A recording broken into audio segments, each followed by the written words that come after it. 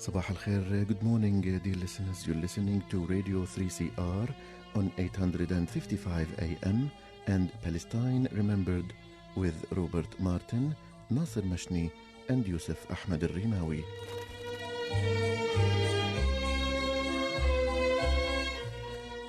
Palestine Remembered is Australia's only English-language radio program that is totally dedicated to Palestine.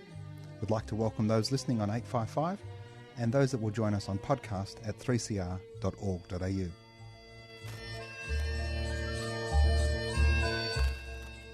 Thanks for joining us. Stay with us and enjoy the episode.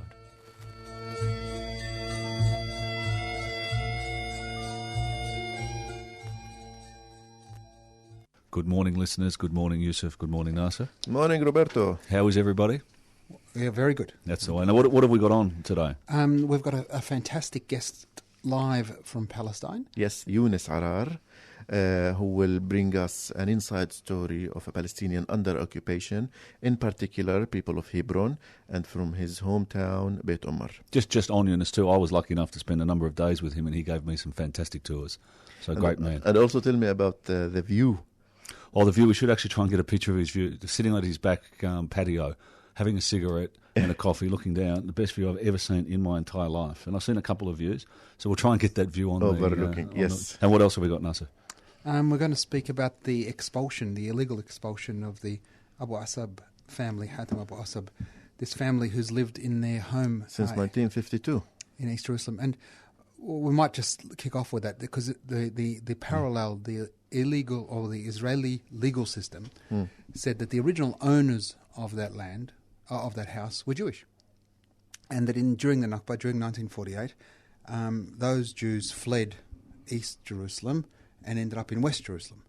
And the descendants of those families, they made an application to the Israeli Supreme Court and ultimately were given the right to take their home back. And I'm using "their" in quotation marks. Between brackets. Yeah, so 70 years later, they were able to get their home back. Now, this is a wonderful application of the only democracy in the Middle East's legal system that enabled the repatriation of people expelled from their home. But the Abu Assab family were expelled from West Jerusalem. Now, in a normal democracy, let's apply the same legal system in a pure democracy where everyone was equal in the eyes of the law, where everyone, regardless of race, colour, religion, was treated equally, as one expects in a democracy, that Abu Assab family could make a claim upon the home that they were expelled from. And that would be equal and equality. Instead, what we have is another glaring example of the apartheid system. Now, Yusuf, you and I spoke before off microphone of the pain, the anguish of hearing a grandmother who's raised her children and grandchildren in a home for 70 years, all the memories ripped in an instant. And when we talk about it, 70 years is, 28,000 days, hundreds of thousands of hours. That's 4 generations. The soldiers come and you're out of the house in minutes. And everything is left behind. And that was, like you said, Nasser, we were talking about, covering Palestine for 15 years makes you sometimes numb in a way that you can detach yourself from the horror and brutality of the news item and be able to present the content with a little bit of impartial way. But news like this gets you. It's incredible. Imagine that being your grandmother. Imagine that being your mother. These people that get out of the house and they've got nowhere to go. They don't get given other accommodation. They just get told to leave. It's horrific. You know what's sad, Robert? Hatem Abu Assab, the owner of the house, at the end of that day, he posted on his Facebook this sentence: "If anyone could recommend a place to rent, that would be appreciated." It's just unbelievable, where he was driven out, kicked out, beaten out from his house with his family members to the streets. And when he tried to stop police from entering and breaking into the house, he was beaten up brutally. And when his son Mahdi tried to protect his father, he was beaten up. And then they both were arrested for trying to prevent police from doing its job. So Israel can be creative in how to phrase it or rephrase it, the way they say it, but it comes down to one simple point, one basic point, basically ethnically cleansing the Arabs from Palestine, especially Jerusalem, in favor of recently arriving Jewish settlers, and that's what's happening. Black and white apartheid. Well, we're going to see a lot more of them, Yusuf, I think, particularly with the election coming up. And in Sheikh Jarrah neighbourhood, there is something of the order of 200 eviction notices pending through the courts. You know, and this is part of the slow ethnic cleanse. Remembering that in 1948, 3/4 of the indigenous population of Palestine was ethnically cleansed. And in 1967, and famously, Benny Morris, you know, said that the Six-Day War was, you know, about 100 days too quick. That the tanks moved quicker than the evacuation buses. That we never actually got the chance to clean the West Bank like we needed to. The slow ethnic cleanse of the remaining parts of historic Palestine is ongoing. Whether that's making Gaza uninhabitable, or whether it's making the West Bank, Hebron, Nablus inhospitable, the reality is we are seeing a slow ethnic cleanse. The Nakba is ongoing. Yeah. Like you said, Nasser, because of the upcoming elections in Israel, the candidates are auctioning. You know, it's like an auction. You know, I'll kill more Palestinians in Gaza, and the other guy will say, like, I'll kick more Palestinians from Jerusalem, and then I will freeze the fund to PA. Starve them. I'll starve them to death, and then it will be like, you know, an auction. And the higher the bid, the more popular, the more votes you can get. So Nasser and Robert, before we move on to our next guest, let's bring the listeners some real atmosphere from the Nakba day of Abu Assabfamily, not their first Nakba. Real footage recorded from the eviction day by the Jerusalemite journalist Noel Hijazi. Stay with us.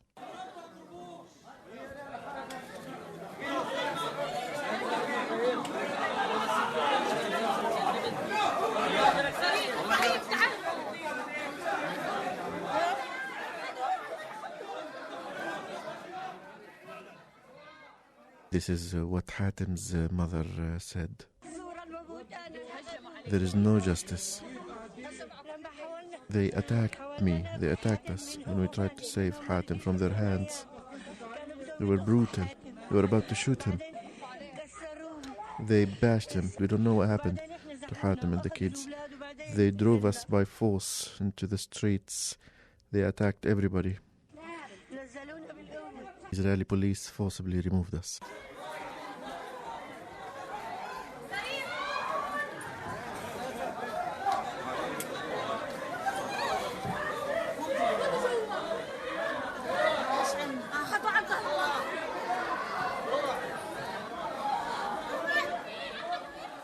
This is what Hatem Abu Assab's wife said immediately after being expelled from her house.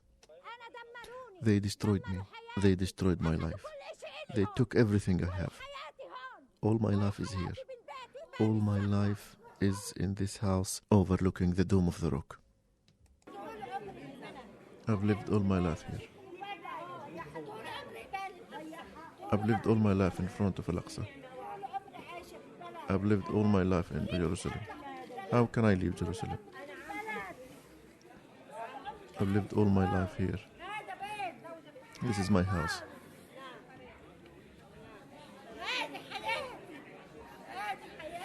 This is my life.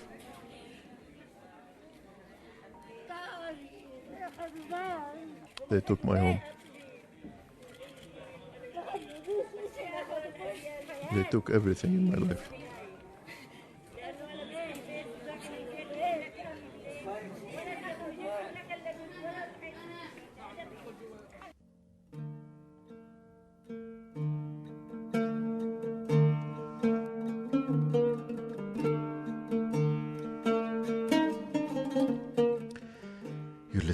Palestine Remembered on 855 AM, and our next guest is Younes Arar from Beit Umar, Palestine.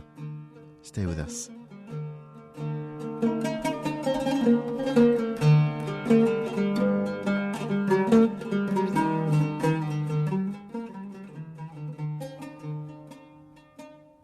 Okay, we're very excited to have Younes Arar with us from Beit Umar in Palestine, just outside of Hebron. Good morning, Younes. Good morning, Yusuf. And Nasser and Robert. And Robert, and all of our listeners at Palestine Remembered. And Nasser and Robert, of course. Good morning to all of you. Fantastic. Younes, can you first tell us about where you are, what it's like in Beit Umar, and how close you are to Hebron? Give us a bit of a scene today. What is it like? I'm from Beit Umar town. It's 8 kilometers to the north of Hebron city. And Beit Umar is part of Hebron district. It comes in the middle between Hebron and Bethlehem, actually.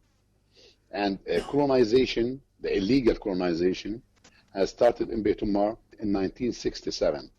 The first colony was built on parts of Beit Umar land, was the second day following the occupation of the rest of Palestine in 1967. It was called Expulsion, and now it has become a colonial bloc, many colonies. So in that area, for example, to the north of Beit Umar, we have Expulsion, Beit Ain, northwest, Al-Azar, Frat, Daniel, and to the south we have Karmet Sur. So they're all large settlements too. We are surrounded by 6 to 7 colonies surrounding Beit Umar from all sides. And the choice of colonists, it depends on how important this area for them to ideological connections.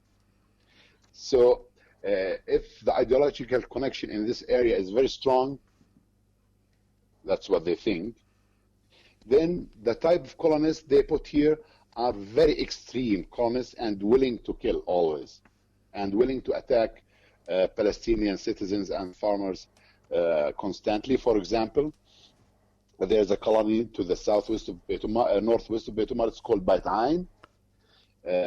These people, they are very extreme. They are from India, by the way, Indian Jewish. From India?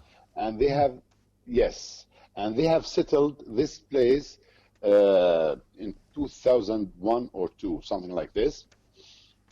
So one day, a father and his son from my town, they went to cultivate their land adjacent to that colony, to that illegal colony. And while they were cultivating the land, suddenly a group of terrorist colonists approached the area, opened fire at the father and his son. The father was not harmed. The son was shot right in the head and was killed, and he was just 14 years old. His name is Yusuf. A few minutes later, Zionist occupation soldiers has reached the area after they heard the shooting. They have arrested the colonists, and guess what? The colonists were released after 2 hours, and there was no more legal procedures were taken against them whatsoever. Absolutely horrific. I was going to highlight that in general, the type of settlers in Hebron in general is internationally known to be probably the worst type of settlers. The most fanatical. The most fanatical, the most ideological driven. Could you please shed some light on the type of settlers that Hebron gets? So I was just going to say to our listeners, the people that may have seen photos where they've seen these settlers walking down with their linen outfits on, and they have an M16 or an Uzi around their shoulders, and these are the ones that'll walk around and they'll intimidate, they'll spit, they'll do all of these horrible things to the Palestinians, and they're protected by the IDF as well. Well, we should remember, and Younes knows too well, that there's 200,000 people in Hebron and its municipality, 500 of these settlers protected by between 2,000 and 5,000 Jewish soldiers, that they've taken over the Shahuda Street. Only in the past week they've expelled Defence for Children International, who were accompanying children to make sure that they could get to school safely. the most vilest and disgusting of Israeli colonialist settlers are in the Hebron Hills, and in particular in Hebron, the city centre. This is the sort of mentality that got us Baruch Goldstein, who went into the Ibrahim Mosque and killed 29 people. Just going back to, who did they expel, Nasser? What is the place called? Did they walk these children to school to protect them, but Israel has expelled them? Defence for Children International. That is international NGO. Unbelievable. It just shows the heinous... In the old town of Hebron, there's Shuhada Street, Tel Rumaida, going through Salama neighborhood, Jabari, Wad al-Hussein. And this area is the most targeted by Zionist occupation entity and colonists. And these colonists are derived and funded by Zionist occupation ministers and parliament members. So they are empowered. They have the power in their hands. And these people, by the way, they are Americans. And they always celebrate and call to kill Palestinians. And there was, while you were talking now about the Ibrahimi Mosque massacre that was in 1994, I was still a student in Vietnam University at that time. And very early in the morning, during morning prayer, Palestinians, they were praying inside the Ibrahimi Mosque, and Baruch Goldstein stormed the mosque. He's a doctor, by the way, a physician, and opened fire at them while they were praying.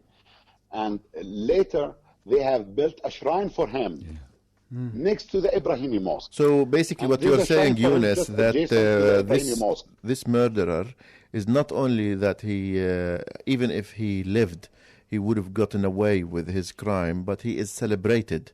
He is being celebrated. Yes. Now, inside the heart of the old town of Al-Khalil city, Hebron, about 500 colonists are living there, and they have every possible facility and service provided free to them by the Zionist occupation entity or government, whatever you like to call it. And these people, they are all armed.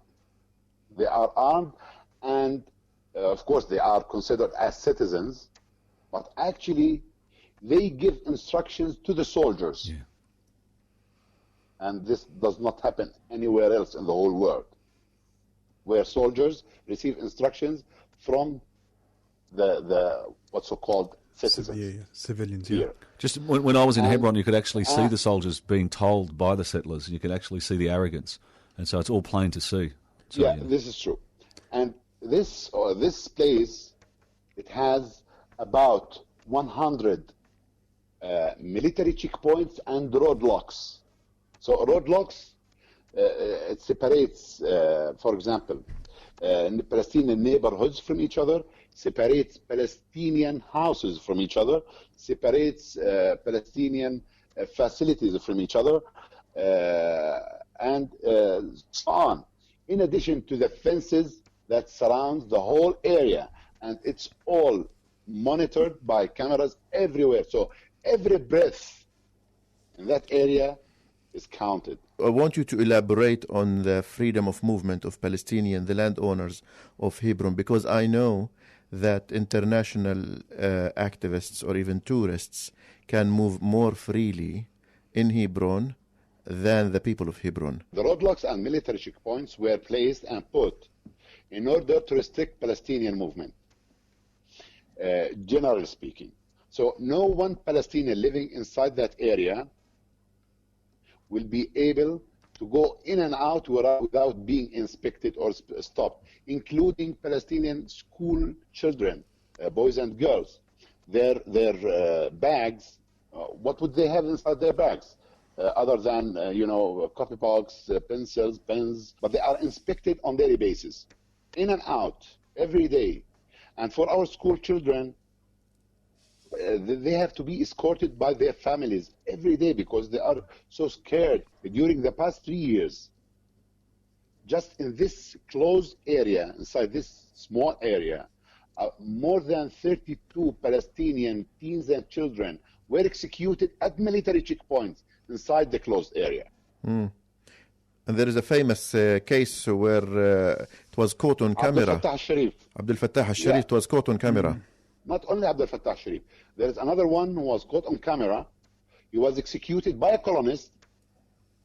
Then a knife was planted next to him. It was very clear and very well seen. And people should remember that Abdel Fattah al-Sharif was already injured or neutralized in military terms before he was killed. And that the soldier who shot him point blank in the head, Elor Azaria, received only 14 months in jail. Half of it was suspended. Was smiling. He's already part of the election campaigns. And Ahad Tamimi got 9 months for a slap. Elor Azaria, he has become a celebrity. National hero. They have collected in donations hundreds of thousands of shekels for him. And he was celebrated and he was brought back to Shuhada Street after he was released. A big party was made for him in the place where he has executed Abdel Fattah al-Sharif and his friend, because there was another guy who was executed with Abdel Fattah al-Sharif. Give us a snapshot of your daily life. What are you doing now? What's your occupation? How do you go about your life, your family? I was working in Hebron. Now I'm working in Ramallah. So I woke up early morning, and of course I have to go through a military checkpoint at the entrance of my town. It was there since 1988, and it's growing day by day. And then I have to go from Beit Ummar through a colonial block, and this colonial block, it's called Road 60. It goes in the middle. It can be blocked in front of us whenever they want, any second they want. So the road from Ramallah, from Beit Ummar to Ramallah, it could take me 4 hours one way. And from after I cross this colonial block, I have to go through another major military checkpoint called the container. We call it the container because it started with a container. Now it has become a big military checkpoint. And of course, we have to be inspected. Then going through to Al-Aizariya, through another colonial block called Ma'ale Adumim colonial block. Then to drive towards Ramallah, going through another colonial block at Jabba, another military checkpoint at Jabba, then another military checkpoint at Kalandia, until I reach my workplace. So how long does this take you? This is the daily thing. I have to wake up at 5:30 in the morning, considering these military checkpoints and roadblocks.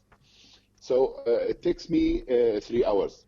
Yeah. But of course, if a soldier is bored at one of these military checkpoints, and he wants to, to enjoy his time, he will start to humiliate Palestinians. He will block the military checkpoint in front of us, and then will start inspecting one by one and giving all the orders, insulting people. So in 2 minutes, you will have thousands of Palestinian cars in a row waiting to cross to the other side, because this soldier is bored. He wants to practice his power, and he's bored. And it happens often. It happens very often, every day, almost every day. Younes, speaking with you about the inside story of people under occupation can take basically hours, not just minutes. But I want to end this insightful interview by a question about hate, because Australian mainstream media sometimes speak about that the Palestinians are spreading hate, whether to their children or through school textbooks, and now they want to mobilize the international opinion to punish Palestinians because they support the families of prisoners and the families of martyrs under the pretext of promoting hatred, while the international community turns a blind eye to the hatred, the real hate that we see from settlers and soldiers. So could you please say something about that? If Jews around the world and inside Palestine do love their executor, the Nazis, we will love them. Now, we are being killed. Our land is being stolen. Our properties are being stolen. Our movement is restricted. They are starving us, destroying our economy. We have 700 military checkpoints dismembering West Bank. Colonial housing units are building on our land on daily basis, kidnapping us, putting us in jails. Collective punishment on every Palestinian locality and community. If all these military procedures does not drive hate, I don't know, would it drive love? I don't think so. Now, people who were under occupation did not fight occupation mainly in the West, and they were colonized by the Nazis at a time. And I do not think that they fought against the Nazis with love and flowers. Yeah, and they are asking us now to accept, and we have accepted to fight using non-violence resistance. We are asked to submit. We are the only occupied people on earth. We are under occupation, we are suppressed, and we are asked to provide security for those who occupy us. For those occupying us. Can you imagine this irony? It's a sickening situation, Younes. Just want to finish up. I was just wondering if you could have got a 1-minute rap that you can speak to our listeners, a message to our listeners. We are people under occupation. This is the only occupation on earth now. We are the only people occupied on earth. And all we are asking for is independence and freedom. And this is not too much to ask for. Everyone, the whole world is talking about justice and human rights. And this is exactly what we are asking for. When Yasser Arafat went to the United Nations in 1974, there was a big Zionist Jewish protest asking Arafat to go home. And he told them, this is exactly why I have come here. I want to go home. Correct. It's one of the best answers ever. We want our freedom, and this is not too much to ask for. We are using nonviolent resistance against one of the most brutal occupation in the history of mankind. We are gradually, it's a gradual genocide. It's ongoing for 70 years. We need people all over the world to understand and to know that we are peacemakers. We are calling for justice, and this occupation has to come to an end, because this occupation jeopardizes international security, not just security in the Middle East. My last sentence is, those taxpayers, mainly in some Western countries like America and some Western country, whose money are paid to their government to make their lives better, you have to know that part of your country comes to support an occupation entity that kills Palestinians. Your money is killing us. During 80s, you have stood by South Africa in their just fight against South African apartheid regime. Now you are asked to do the same. BDS. It's the same fight. What you have done during the 80s for South Africa, you should do in favor of Palestinian against an occupation entity so-called Israel. Thanks so much, Younes. We appreciate your time. And again, that was Younes Arar from Beit Ammar in occupied West Bank, Palestine. And we'll definitely be back with more interviews with you, Younes, in the future. Thanks so much. Thank you. It's been a pleasure. Thank you very much. And that was Younes Arar. Thanks for listening to us, and we look forward to speaking to you again next week. Salam.